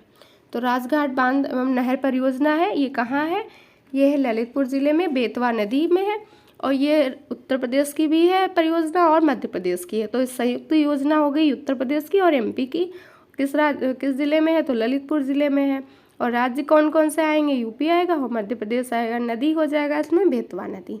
तो राजघाट बांध एवं नहर परियोजना है, ललितपुर में बेतवा नदी के किनारे है। नेक्स्ट है बाढ़ सागर परियोजना। तो बाढ़ सागर परियोजना है शहडोल, सोन नदी, उत्तर प्रदेश, मध्य प्रदेश और झारखंड में है। तो ये जो बाढ़ सागर परियोजना है ये यूपी की है, यूपी, एमपी और झारखंड की संयुक्त परियोजना है। नदी है सोन नदी और ज़िला वो शहडोल में है ये। नेक्स्ट परियोजना है गंडक नदी परियोजना। तो गंडक नदी परियोजना है नेपाल में है और बूढ़ी गंडक नदी के किनारे। कौन सी नदी के किनारे है? बूढ़ी गंडक नदी। और इसके अंतर्गत कौन कौन से आते हैं राज्य? तो इसके अंतर्गत आता है उत्तर प्रदेश, बिहार और नेपाल देश है। ठीक है, तो ये हो गई गंडक नदी परियोजना। तो गंडक नदी परियोजना 3 जगह है, यूपी में है, बिहार में और नेपाल में है। नदी कौन सी है? तो बूढ़ी गंडक नदी है। हथनी कुंड बैराज, ये बहुत इंपॉर्टेंट है, इसे याद रखिएगा। तो हथनी कुंड बैराज सहारनपुर ज़िले में है, यमुना नदी के किनारे। ये है उत्तर प्रदेश, हरियाणा, हिमाचल प्रदेश, दिल्ली और राजस्थान की संयुक्त योजना है। तो हथनी कुंड बैराज किसकी संयुक्त योजना है? परियोजना उत्तर प्रदेश, हरियाणा, हिमाचल प्रदेश, दिल्ली, राजस्थान। और ये किस ज़िले में है? तो ये है सहारनपुर ज़िले में बनाया गया है। और इसका विस्तार है, ये सब क्या लिखा है, ये इसका विस्तार कहाँ कहाँ तक है? तो सहारनपुर में है, यमुना नदी के किनारे है। फिर है पेय परियोजना। तो गंगा जल परियोजना है, प्रतापपुर बिहार, गंगा नदी पर है। लवकुश बैराज कानपुर में है, गंगा नदी पर है, ये इंपॉर्टेंट है, इसे याद रखिएगा। गोकुल बैराज कहाँ है? तो गोकुल बैराज गोकुल में है, यमुना नदी पे है। आगरा बैराज आगरा में है, यमुना नदी पे है। फिर है प्रमुख बांध। तो जिरगो जलाशय बांध है, कहाँ है? जिला लिखा हुआ है, ये नदी किस नदी पे बनाया गया है बांध? तो जिरगो जलाशय है जो मिर्ज़ापुर जिले में स्थित है। और नदी कौन सी है? जिरगो है। जिरगो से याद रखिएगा, जिरगो बांध है, जिरगो नदी है। मिर्ज़ा जलाशय मिर्ज़ापुर में है, बेलन नदी पे है। अरोरा बांध मिर्ज़ापुर में है और गरई नदी पे है। माता टीला बहुत इंपॉर्टेंट है, इसे याद रखिएगा। माता टीला बांध है, तीसरा ऊंचा बांध है और ये ललितपुर ज़िले में स्थित है। और नदी कौन सी है? बेतवा नदी है। सुकुमा डुकमा बांध है, तो ये झांसी में स्थित है, बेतवा नदी पे है। परीक्षा बांध झांसी में है, बेतवा नदी पे, ये भी बहुत इंपॉर्टेंट है, ये बहुत पूछा जाता है। पथरई बांध भी है जो झांसी में है, पथरई नदी पे है। रिहंद बांध ये दूसरा ऊंचा बांध है और ये सोनभद्र जिले में है, रिहंद नदी के किनारे, रिहंद नदी पर स्थित है रिहंद बांध। दूसरा ऊंचा, सबसे ऊंचा कौन सा है यूपी का? तो रामगंगा है सबसे ऊंचा। ये क्वेश्चन बहुत बार रिपीट हो चुका है। तो रामगंगा सबसे ऊंचा बांध है, बिजनौर जिले में पड़ता है। और कौन सी नदी पे? रामगंगा नदी पे। और दूसरा कौन हो जाएगा? तो रिहंद हो जाएगा, ये दूसरा ऊंचा हो जाएगा, ये सोनभद्र जिले में पड़ेगा और रिहंद नदी पे। और तीसरा हो जाएगा माता टीला और ये ललितपुर ज़िले में बेतवा नदी के किनारे। तो ये तीनों तो ज़रूर याद रखिएगा, बहुत इंपॉर्टेंट है। फिर है राजघाट। राजघाट है जो ललितपुर ज़िले में है, बेतवा नदी के किनारे है। गोविंद सागर बांध है जो ललितपुर में है, सहजार नदी पर, यह भी इम्पोर्टेंट है। चंद्रप्रभा, ये भी बहुत बार पूछा गया। चंद्रप्रभा है जो चंदौली ज़िले में चंद्रप्रभा नदी के किनारे। महोदा है जो हमीरपुर में है, बिरमा नदी के किनारे। कन्हार है सोनभद्र में, गरई नदी के किनारे।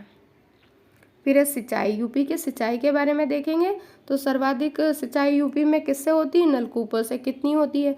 तो 72.17% है नलकूपों के द्वारा होती है। फिर उसके बाद नहर का आता है, नहर से 19.44% है। फिर थर्ड नंबर पे तालाब है। तो सिंचाई का क्रम है जो यूपी में सबसे ज़्यादा नलकूप से, फिर नहर से, फिर है जो तालाब से। नलकूपों द्वारा सर्वाधिक सिंचाई कहाँ पे होती है यूपी में? तो पश्चिमी उत्तर प्रदेश में नलकूपों द्वारा सबसे ज़्यादा सिंचाई होती है। नहरों द्वारा सिंचाई सबसे ज़्यादा कहाँ होती है? तो ये भी पश्चिमी उत्तर प्रदेश में होती है। अगर नलकूप आ जाए या नहर आ जाए, दोनों में सर्वाधिक सिंचाई पश्चिमी उत्तर प्रदेश में होती है। सर्वाधिक भूमिगत जल का उपयोग करने वाला जिला कौन है? वो कौन सा जिला है जो सर्वाधिक भूमिगत जल का उपयोग करता है? तो वो हो जाएगा आगरा। देश में नलकूपों द्वारा संचित सर्वाधिक क्षेत्रफल किसका है? तो उत्तर प्रदेश का है। तो यूपी है जो देश में नलकूपों द्वारा संचित सर्वाधिक क्षेत्रफल है। तो कौन सा हो जाएगा? यूपी हो जाएगा। फिर है यूपी की नहरें। प्रदेश में नहरों की सर्वाधिक लंबाई किस ज़िले में? तो रायबरेली में। रायबरेली में जो नहरें हैं वहाँ पे सर्वाधिक लंबाई है। पूर्वी यमुना नहर प्रदेश की सबसे पुरानी नहर है।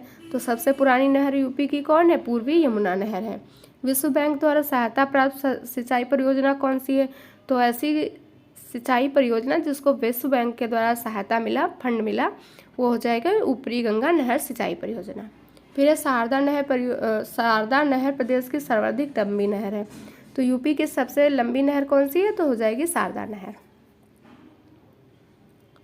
फिर ये रामगंगा बांध प्रदेश का सबसे ऊंचा बांध है। अभी ऊपर बताया था कौन सा बांध सबसे ऊंचा है यूपी का? तो रामगंगा है, और ये रामगंगा नदी के किनारे है। माता टीला बांध को रानी लक्ष्मी बांध भी कहा जाता है। तो माता टीला का नाम क्या है? रानी लक्ष्मीबाई बांध।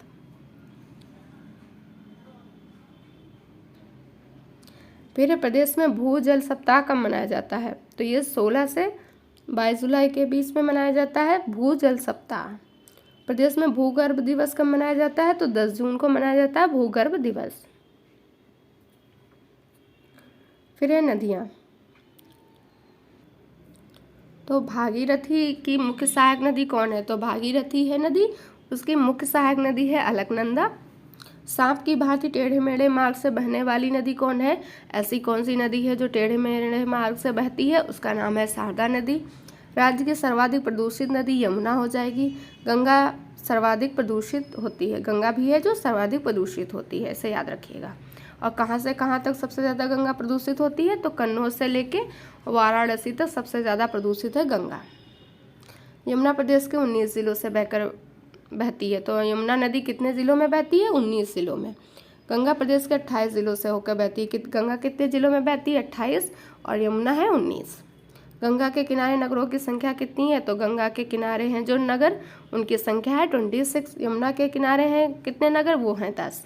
इंपॉर्टेंट डाटा है, इसे याद रखिएगा। सीमा बनाने वाली नदियाँ।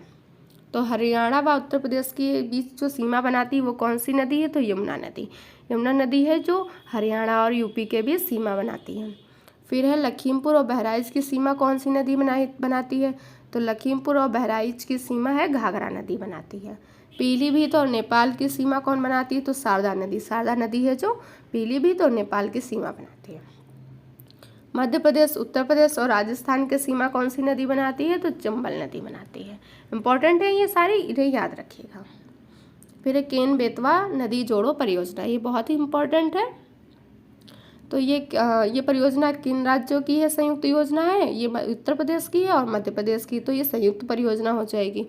केन नदी का पानी झांसी के निकट बेतवा नदी में बहता है, और नहर कितनी लंबी है? यहाँ पे 231 किलोमीटर की लंबी है।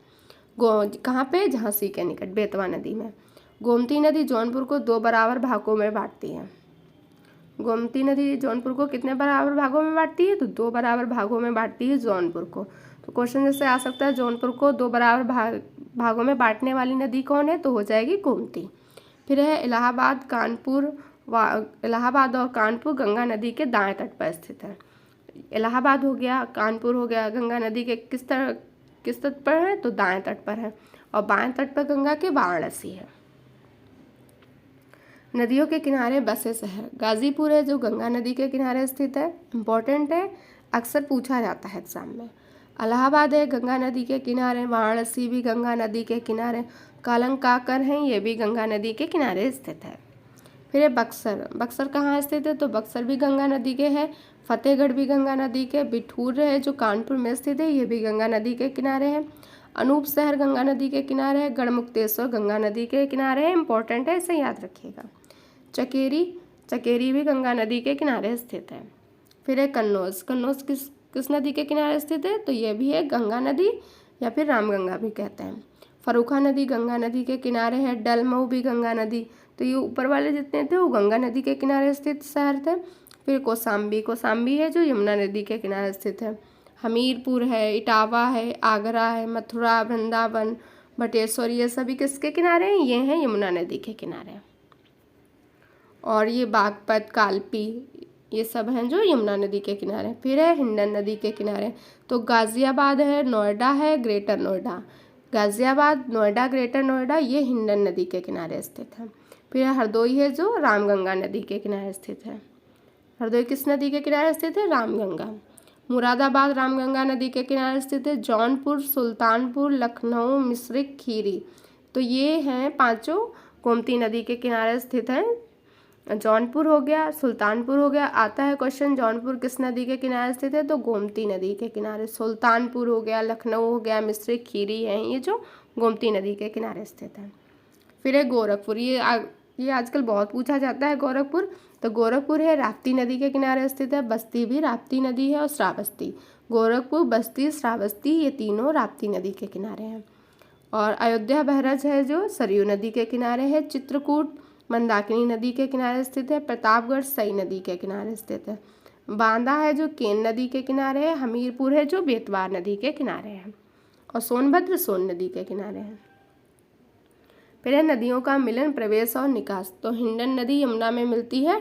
कहाँ से मिलती है, तो नोएडा के पास है जो हिंडन नदी यमुना में मिल जाती है। कहाँ पे मिल जाती है, नोएडा के पास। मध्य प्रदेश से आने वाली चंबल नदी का राज्य में प्रवेश होता है, तो मध्य प्रदेश से बहकर आती है चंबल नदी, तो यूपी में उसका प्रवेश किस जिले में होता है, तो आगरा में होता है। मध्य प्रदेश से आने वाली केन को क्या कहते हैं, कर्णवती भी कहते हैं। नदी का राज्य में प्रवेश कहाँ से होता है, तो मध्य प्रदेश से बहकर आती है नदी केन, उसका यूपी में बांदा जिले में प्रवेश होता है। मध्य प्रदेश से आने वाली बेतवा नदी का राज्य में प्रवेश ललितपुर में होता है। तो बेतवा, केन, चंबल हैं ये मध्य प्रदेश से बहकर आती हैं। चंबल का आगरा जिले में प्रवेश हो जाता है, केन का बांदा जिले में हो जाता है, बेतवा का ललितपुर में हो जाता है। बेतवा नदी है जो यमुना में कहाँ मिलती है, तो हमीरपुर के पास में बेतवा नदी यमुना से मिल जाती है। चंबल नदी यमुना में मिलती है कहाँ पे, तो चंबल नदी है ये भी यमुना में मिल जाती है। कहाँ पे मिलती है, पंचनदा इटावा बॉर्डर के पास में मिलती है। राज्य में गंगा का प्रवेश एवं निकास क्रमशः बिजनौर व बलिया जिले से है, तो गंगा का प्रवेश यूपी में कहाँ से माना जाता है, बिजनौर से भी माना जाता है और बलिया जिले से भी माना जाता है। बिजनौर से प्रवेश होता है गंगा का यूपी में प्रवेश, और निकास मतलब यूपी से बाहर जब जाती है वो बलिया जिले से बाहर जाती है। यमुना नदी का राज्य में प्रवेश व समापन, प्रवेश सहारनपुर से होता है यमुना नदी का यूपी में, और समापन होता है प्रयाग जिले के संगम से। रामगंगा व काली गंगा गंगा में मिलती हैं कहाँ पे, रामगंगा और काली गंगा हैं जो गंगा में मिल जाती हैं कन्नौज में काली गंगा और रामगंगा है गंगा में मिल जाती हैं। तो कन्नौज किस नदी के किनारे है, गंगा की नदी के किनारे है। मैंने ऊपर रामगंगा बोल दिया था उसके लिए सॉरी। बूढ़ी गंगा गंगा में मिलती है, कहाँ मिलती है, तो बदायूं में। तो बूढ़ी गंगा है जो गंगा में कहाँ मिलती है, तो बदायूं में मिलती है। सई नदी मिलती है भिजवान झील हरदोई से। सई नदी निकलती कहाँ से निकलती है सई नदी, तो भिजवान झील है, कहाँ है ये, हरदोई में, वहाँ से निकलती है सई नदी। सई नदी गोमती से कहाँ पे मिलती है, तो सई नदी गोमती से राजघाट जौनपुर में मिलती है। गोमती नदी कहाँ से निकलती है, तो गोमती नदी फुलहर या गोमत झील पीलीभीत से निकलती है। इंपॉर्टेंट है, बहुत ज़्यादा पूछा जाता है। गोमती नदी फुलहर या गोमत झील पीलीभीत से निकलती है। गोमती गंगा में मिलती है, तो गोमती गंगा में कहाँ मिलती है, कैथी गाजीपुर में मिल जाती है। गोमती नदी गंगा पे कहाँ मिलती है, तो गाजीपुर में। गंडक जिसको शालिग्राम नदी भी कहते हैं, इसका राज्य में प्रवेश व निकास, प्रवेश कहाँ से होता है तो महाराजगंज से होता है और कुशीनगर से इसका निकास होता है। शारदा जिसको काली भी कहते हैं, इसका प्रवेश है पीलीभीत जिले से होता है। शारदा नदी सरयू घाघरा में मिलती है, कहाँ से मिलती है तो शारदा नदी सरयू में मिल जाती है, सरयू को घाघरा भी कहते हैं। ये सीतापुर में बासरा है उसके पास में मिल जाती है। फिर उत्तर प्रदेश खनिज संपदा वन्यजीव परिदृश्य। तो प्रदेश की पहली खनिज नीति कब घोषित की गई थी तो प्रदेश की पहली खनिज नीति 29 दिसंबर 1998 को घोषित की गई थी। इंपॉर्टेंट है, इसे याद रखिएगा। चूना पत्थर कहाँ मिलता है, ये खनिज दिए हुए हैं, ये प्राप्ति क्षेत्र दिए हुए हैं। तो चूना पत्थर कहाँ मिलता है तो चूना पत्थर मिर्ज़ापुर में मिलता है। संगमरमर है, चूना पत्थर हो गया, संगमरमर, बेराराइट्स और एंडालुसाइट, ये सभी हैं जो मिर्ज़ापुर में मिलते हैं। तो एक जैसे आप नोट्स बना रहे हो तो नोट्स में लिख लीजिएगा मिर्ज़ापुर डाल के, फिर ये लिख लीजिएगा चूना पत्थर, संगमरमर, बेराराइट्स, एंडालुसाइट। फिर है कोयला कहाँ मिलता है तो सिंगरौली बेसिन सोनभद्र में। मैग्नेसाइट है वाराणसी बांदा में, ग्रेफाइट हमीरपुर में, डोलोमाइट मिर्ज़ापुर, सोनभद्र, बांदा, 3 जिलों में मिलता है डोलोमाइट। कांस बालू सिल्का सैंड है जो शंकरगढ़ इलाहाबाद में मिलता है, ये बहुत इंपॉर्टेंट है। कांस बालू भी आता है क्वेश्चन, ये सिलिका सैंड करके भी आता है। पायराइट सोनभद्र में है, फायर क्ले है जो सोनभद्र में है, एस्बेस्टस भी मिर्ज़ापुर में है और सैंड स्टोन है जो ये है ये सैंड स्टोन है, ये सिलिका सैंड है, याद रखिएगा, अलग अलग है। फिर है यूरेनियम, तांबा, फास्फेट रॉक, पोलेडियम, प्लेटिनियम, डायस्पोर, ये कहाँ मिलते हैं तो ललितपुर में मिलते हैं। डायस्पोर के उत्पादन में यूपी का प्रथम स्थान है। तो डायस्पोर में उत्पादन में कौन सा जिला है राज्य पहले स्थान पे है तो डायस्पोर के उत्पादन में यूपी का प्रथम स्थान है, यूपी है जो पहले स्थान पे है। फिर है सामाजिक वानिकी योजना। तो सामाजिक वानिकी योजना कब स्टार्ट की गई थी तो 1989 और 80 में स्टार्ट की गई थी। इसकी ये जो सन याद रखिएगा, इंपॉर्टेंट होते हैं। निम्नलिखित वृक्षों के उत्पादन को प्रोत्साहन। तो इस योजना के तहत कौन कौन से वृक्षों के उत्पादन को प्रोत्साहन दिया गया था और योजना का नाम है सामाजिक वानिकी योजना। तो जलाऊ लकड़ी है तो यूकेलिप्टिस, रेशम है सहतूत को उत्पादन के लिए प्रोत्साहन दिया गया। कागज़ लुगदी के लिए सैजन का वृक्ष होता है उसको उत्पादन के लिए प्रोत्साहन दिया गया। रेयान व माचिस के लिए अर्जुन वृक्ष का। चीड़ वृक्ष का है जो विरोजा तारपीन का तेल के लिए। सहमुर कुरेल है माचिस की तीली बनाने के लिए। काजू अखरोट को प्लाईवुड बनाने के लिए। ओलेथेस पॉपुलर है पल्प या रेगान उद्योग के लिए। तो ये उद्योग लिखे हैं, कहीं इधर लिखे थोड़े एक दो हैं और इधर लिखे हैं। तो इनके उत्पादन के लिए वृक्षों का उत्पादन के लिए प्रोत्साहन किया गया था। ऑपरेशन ग्रीन योजना कब स्टार्ट की गई तो ऑपरेशन ग्रीन योजना 1 जुलाई 2001 को स्टार्ट की गई। इंपॉर्टेंट है बहुत, 1 जुलाई 2001 को। वन महोत्सव कब से स्टार्ट किया गया तो 1952 से स्टार्ट किया गया वन महोत्सव। फिर है वृक्ष बंधु पुरस्कार वानिकी परियोजना कब स्टार्ट की गई तो वृक्ष बंधु पुरस्कार वानिकी परियोजना 1998 से स्टार्ट की गई थी। टोटल फॉरेस्ट कवर परियोजना, जो टोटल फॉरेस्ट कवर परियोजना है 2014-15 से स्टार्ट की गई थी। प्रदेश के सर्वाधिक वन भाबर एवं तराई क्षेत्रों में पाए जाते हैं। जैसे क्वेश्चन आ जाएगा यूपी में सर्वाधिक वन कहाँ पाए जाते हैं तो भाबर और तराई क्षेत्रों में पाए जाते हैं। उत्तर प्रदेश के प्रमुख खनिज कौन कौन से हैं तो उत्तर प्रदेश के प्रमुख खनिज हो जाते हैं राख, फास्फेट और डोलोमाइट। फिर वन्यजीव संरक्षण का तो वन्यजीव संरक्षण है जो 1956 में वन्यजीव परिरक्षण संगठन स्थापित किया गया था 1956 में। वर्तमान उत्तर प्रदेश में एक राष्ट्रीय उद्यान है। यूपी में कितने राष्ट्रीय उद्यान है, एक है। तो इसका नाम है दुधवा राष्ट्रीय उद्यान और इसकी स्थापना की गई 1 फरवरी 1977 को। तो दुधवा राष्ट्रीय उद्यान की स्थापना कब की गई 1 फरवरी 1977 को। ये यूपी में एक है। 2 यूपी में प्राणी उद्यान है जिसे चिड़ियाघर कहते हैं, ये लखनऊ में नवाब वाजिद अली शाह जिसको, और एक है कानपुर में एलन फॉरेस्ट जू, इनका नाम याद रखिएगा। गोरखपुर में निर्माणाधीन है, गोरखपुर में बन रहा है, उसका नाम है शहीद अशफाक खां। 11 वन्य जीव विहार हैं यूपी में, 13 पक्षी विहार है, तो टोटल हो गए 24 वन्य जीव अभ्यारण्य। तो कितने वन्य अभ्यारण्य है यूपी में, टोटल है 24, उसमें 11 वन्य जीव विहार है और 13 पक्षी विहार है। फिर है टाइगर रिजर्व। तो दुधवा टाइगर रिजर्व लखीमपुर खीरी में है और ये कब बना, तो 1987-88 में बना, किशनपुर वन्यजीव विहार और कतनिया वन्यजीव विहार को मिलाकर। तो 2 वन्यजीव विहार थे यूपी के, किशनपुर वन्यजीव विहार और कतनिया घाट वन्यजीव विहार, इनको मिला के बनाया गया दुधवा टाइगर रिजर्व। कहाँ पे, लखीमपुर खीरी में 1987-88 में। 2012 में बिजनौर के अमनगढ़ क्षेत्र को कार्बेट टाइगर रिजर्व का बफर जोन घोषित किया गया। तो बिजनौर के किस क्षेत्र को कार्बेट टाइगर रिजर्व का बफर जोन घोषित किया गया था, तो अमनगढ़ क्षेत्र को। और कब किया गया, तो 2012 में। तो ये भी क्वेश्चन आता है, अमनगढ़ क्षेत्र का कार्बेट टाइगर रिजर्व कहाँ है, तो ये बिजनौर में है, यूपी में, ठीक है। पीलीभीत टाइगर रिजर्व ये है 9 जून 2014 को बना था और पीलीभीत शाहजहाँपुर जिले में स्थित है। तो 3 हो गए, एक हो गया दुधवा पीलीभीत और ये हो गया अमनगढ़ क्षेत्र वाला। फिर प्रदेश के वन्यजीव विहार। सबसे पहला और पुराना वन्यजीव विहार यूपी का चंद्रप्रभा वन्यजीव विहार है। सबसे बड़ा वन्यजीव विहार हस्तिनापुर वन्यजीव विहार है और सबसे छोटा महावीर स्वामी वन्यजीव विहार है। तो सबसे बड़ा पूछेगा तो हस्तिनापुर है और सबसे छोटा पूछेगा तो महावीर स्वामी वन्यजीव है। सबसे नया वन्यजीव विहार कछुआ वन्यजीव विहार है। तो सबसे पुराना कौन हो गया, चंद्रप्रभा, और सबसे नया कछुआ वन्यजीव विहार हो गया। और बड़ा पूछता है तो हस्तिनापुर, छोटा में महावीर स्वामी। ये वन्यजीव विहार दिए गए, इनकी स्थिति और स्थापना कब की गई, तो इसको जरूर पढ़ लीजिएगा, इससे क्वेश्चन जरूर आएगा। तो चंद्रप्रभा वन्यजीव विहार ये कहाँ, किस जिले में, तो चंदौली में है। 1957 में इसकी स्थापना की गई। किशनपुर वन्यजीव विहार लखीमपुर में है, 1972 में इसकी स्थापना की गई। कतरनिया घाट वन्यजीव विहार इम्पोर्टेंट है, इसे याद रखिएगा और बहुत बार पूछा जा चुका है। तो ये बहराइच में 1976 में इसकी स्थापना की गई।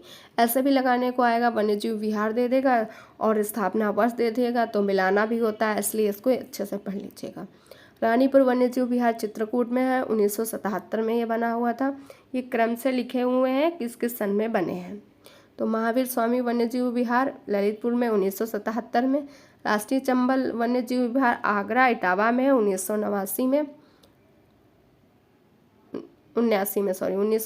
में। कैमूर वन्यजीव विहार मिर्ज़ापुर सोनभद्र में 1982 में। हस्तिनापुर वन्यजीव विहार मेरठ है, मुजफ्फरनगर, हापुड़, अमरोह, बिजनौर में है और ये 1986 में बना था और ये सबसे बड़ा वन्यजीव विहार है। और महावीर स्वामी है जो सबसे छोटा है, याद रखिएगा। पुराना चंद्रप्रभा है। सोहाली वर्बा वन्यजीव विहार महाराजगंज में है, 1987 में बना था। सोहेलवा वन्यजीव विहार बलरामपुर गोंडा श्रावस्ती में है, 1988 में। और कछुआ वन्यजीव विहार है, नवीनतम है ये, और ये वाराणसी में 1989 में बना था। फिर उत्तर प्रदेश में क्या क्या मिलता है, तो हाथी कहाँ पे मिलते हैं, तराई क्षेत्र जो शिवालिक श्रेणियों के वनों में हाथी मिलते हैं। गैंडा मुख्यतः तराई क्षेत्रों में मिलते हैं। भूरा रीछ है, हिमालय क्षेत्र के निकट मिलते हैं। कस्तूरी मृग भी हिमालय क्षेत्र के निकट मिलते हैं। चिंकारा है, विंध्य क्षेत्र के वनों में मिलते हैं। फिर प्रदेश के पक्षी विहार, उनकी स्थापना कब की गई है, कौन कौन से हैं, तो नवाबगंज पक्षी विहार सबसे पुराना है, ये उन्नाव जिले में 1984 में इसकी स्थापना की गई। समसपुर पक्षी विहार रायबरेली में है, 1987 में। लाख पहोसी पक्षी विहार कन्नौज में है, 1988 में। सांडी पक्षी विहार हरदोई में है, 1990 में बना। पार्वती अर्गा पक्षी विहार गोंडा में है, 1990 में है, ये इम्पोर्टेंट है। समान पक्षी विहार है जो मैनपुरी में 1990 में है। बखीरा पक्षी विहार संत कबीर नगर 1990 में है। ओखला पक्षी विहार गौतम बुद्ध नगर में है, 1990 में बना। विजय सागर पक्षी विहार महोबा में है, 1990 में। तो 1990 में इतने सारे बने थे, इनका नाम याद रखिएगा। सुरहाताल पक्षी विहार बलिया में है और 1991 में ये बना था। फिर है सूर सरोवर पक्षी विहार आगरा में है, 1991 में बना।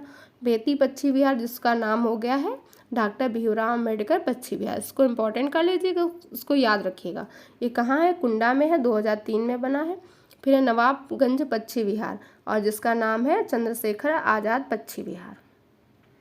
नवाबगंज पक्षी विहार का नाम क्या कर दिया गया है, इसका नाम कर दिया गया है चंद्रशेखर आज़ाद पक्षी विहार, ये कानपुर में स्थित है। तो यहाँ पे सबसे पहला और पुराना पक्षी विहार कौन सा है, नवाबगंज पक्षी विहार है, उन्नाव में स्थित है। इसका नाम बदलकर चंद्रशेखर आज़ाद पक्षी विहार कर दिया गया है। क्या कर दिया गया है, चंद्रशेखर आज़ाद पक्षी विहार। सबसे नया पक्षी विहार है बेती पक्षी विहार, कुंडा में स्थित है और इसका नाम कर दिया गया है डॉक्टर भीमराव अम्बेडकर पक्षी विहार। क्या कर दिया गया? ये बेती वाले का कर दिया गया डॉक्टर भीमराव अम्बेडकर और इसका कर दिया गया है चंद्रशेखर आजाद। तो नया पुराना दोनों के नाम बदल गए हैं, इतना याद रखिएगा। सबसे बड़ा पक्षी विहार लाख बहोसी, ये कहाँ है? कन्नौज में। सबसे छोटा है पटना पक्षी विहार, एटा जिले में स्थित है। काला हिरण संरक्षण केंद्र कहाँ है? तो काला हिरण संरक्षण के गभाना अलीगढ़ में, कोरांव इलाहाबाद में है। कुकरेल वन कहाँ है? तो लखनऊ में है। यहाँ पे लुप्त प्रजातियों का ये प्रजनन केंद्र है, कुकरेल है। राष्ट्रीय चंबल वन्य जीव विहार योजना कहाँ है? तो राष्ट्रीय चंबल वन्य जीव विहार योजना है जो मगर और घड़ियाल के संरक्षण हेतु बनाई गई थी और ये उत्तर प्रदेश, मध्य प्रदेश, राजस्थान की संयुक्त परियोजना है। घड़ियाल प्रजनन केंद्र कहाँ है? तो अभी ऊपर लिखा हुआ था, घड़ियाल प्रजनन केंद्र है कुकरेल वन, लखनऊ, कतरिया घाट वन्य पक्षी विहार, बहराइच। तो 2 जगह है घड़ियाल प्रजनन केंद्र, एक कुकरेल वन में है और दूसरा कतरिया घाट वन्य जीव विहार जो कि बहराइच में है। प्रोजेक्ट एलिफेंट है जो 1992 से स्टार्ट हुआ। एलिफेंट रिजर्व कहाँ है? बिजनौर और सहारनपुर में है। इटावा के फिशर वन में गब्बर शेर प्रजनन केंद्र और लायन सफारी पार्क का निर्माण किया जा रहा है। तो इटावा में किसका निर्माण किया जा रहा है? फिशर वन में गब्बर शेर प्रजनन केंद्र और लायन सफारी पार्क का। भारत का पहला night safari park greater Noida important है, इसे याद रखिएगा। कछुआ पुनर्वास योजना कब की है? तो 1986-87 की है। गंगा एक्शन प्लान के तहत इस योजना को बनाया गया था। फिर इको डेवलपमेंट प्रोग्राम है संरक्षित वनों के निकटवर्ती क्षेत्रों में वन उपज का विकास करना। शामिल अभ्यारण्य कौन कौन से हैं? तो यूपी में अभ्यारण्य है दुधवा है, चंद्रप्रभा, कैमूर, चंबल, सुरहाताल, विजय सागर, रानीपुर समान। तो ये है अभ्यारण्य इसके अंतर्गत।